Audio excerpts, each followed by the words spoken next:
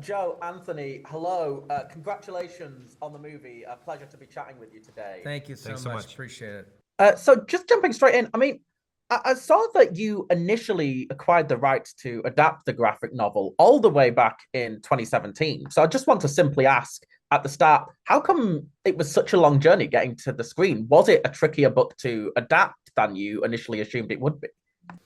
It was tricky, Marcus and McFeely, the writers, Chris Marcus and Steve McFeely, they took a while exploring the story. It was, sort of every stage of this movie took a while because it's a unique story and it required a lot of exploration in terms to really know what it was. So I would say that, and I don't know, maybe we were making other things at during that period too. But I think really what it was is just we knew this story had the potential to be a very unique world building experience for us as storytellers, but also for audiences. And we wanted to just deliver on that. And I think that was the primary driver behind the time. Yeah. Simon, the author of the graphic novel, he said that the initial idea that he started with was, what if Kurt Cobain went on a road trip? Now, having seen your film, I don't see many similarities between Chris Pratt's character and Kurt Cobain. So I just want to know, was that real life rock star an inspiration on Chris's character, or were you drawing from elsewhere? No, I Yeah, mean, no. there's a departure in tone from the book, a very intentional departure from tone to broaden out the movie to have it appeal to a family audience because we wanted kids to see the film and kids to be exposed to the themes in the movie. Chris, I think if he's channeling anything, it's probably a little bit of Kurt Russell, the movie has a bit of an Amblin tone. So those are sort of the more nostalgic elements we were drawing upon. Were there any other sort of like 90s pop culture references that you were adamant to include, or was there anything that, you were sad couldn't make the cut? There's a lot of our favorite music from the decade is in there. Keats's Lair has a bunch of pop culture artifacts like He-Man candy bars, and G.I. Joe lunchboxes, and Cabbage Patch Kids, and Beanie Babies, things that were in our life, or part of our life during that time period, and that have some resonance with us. Yeah.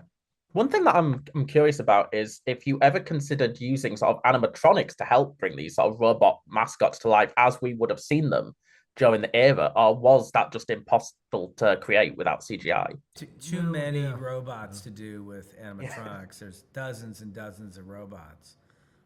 So the movie actually would have cost much more had we taken an animatronic route with it. Yeah. But our VFX team was incredible, and I think did a seamless job of creating these photoreal robots. We did, yeah, but we did consider the animatronics quite specifically. But really, I think what the most important quality that we gained by going the route that we did was we based the building of these robots very specifically on human performance. There's really talented motion capture actors who are skilled in movement, who not only can sort of affect the mechanics of the robots, but they can also give a big sense of intentionality and emotionality and how they're moving, how they're behaving. The voice actors, we capture all that information and performance. When the voice actors do the recordings, we're capturing everything happening in their face and their body language. When the motion capture actors on set, same thing. And we use all that when we animate the robots. So the visual effects animators have all that information, and a lot of the movement and the texture in the robots comes from that very human performance. And I think that gives them a much more human quality than we could have ever achieved through animatronics. Yeah. I mean, you said that you wanted a sort of more child-friendly tone compared to the graphic novel. Is that because you just want young audiences to sort of take in the message that you have about sort of AI Yeah, regulating? That was it. That was that's the reason. exactly it. I Because the mean, youth are particularly vulnerable we to have these issues. we have kids. We made the movie for our kids. We see that they have addiction issues with technology. and the movie's an allegory, and we wanted to make sure that, you know, they had exposure to that allegory, and maybe they'll do a little thinking after they watch the movie. Yeah. I mean, Joe, I've seen that you're actually on the board of a few like sort of companies that help sort of regulate AI. So I mean, were you always consciously like looking for the perfect vessel to sort of basically share this message? Yeah, I mean, you know, we are technologists, Anthony and I. You know, when we did Arrested Development, it was the first show, a narrative show that on network television that was shot with digital cameras. So we're always looking to push the boundaries of technology. So we're acutely aware, though, of its inherent dangers as well. And there's a lot of existential issues surrounding AI, not all of which we can control because, you know, there are bad actors in the world that are going to do things that are beyond our reach.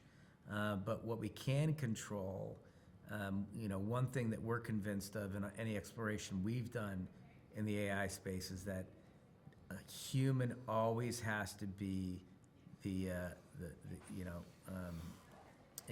control of the technology that they're using, not vice versa. You can't have AI acting autonomously. It always has to go through a human. And that, to me, is the most important and simplest rule for regulating it.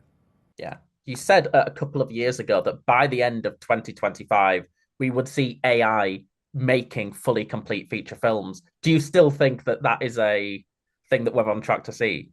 I mean, I've seen a couple of credible short films made in the last month or two.